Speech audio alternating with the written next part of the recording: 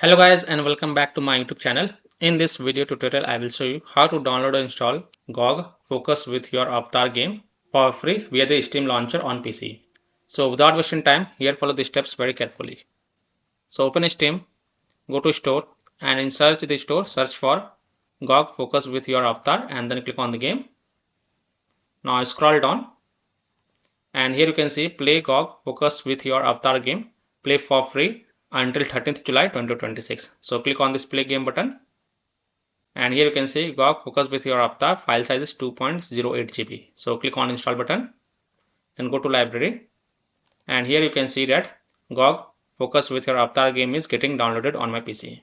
So I hope by following these steps you can also download and install gogh Focus with your avatar game for free with the Steam launcher until 13th July 2026. So that's all for this video. If this video helped you, then please like and subscribe to my channel, share this video and hit the bell icon to get the latest updates. Thank you.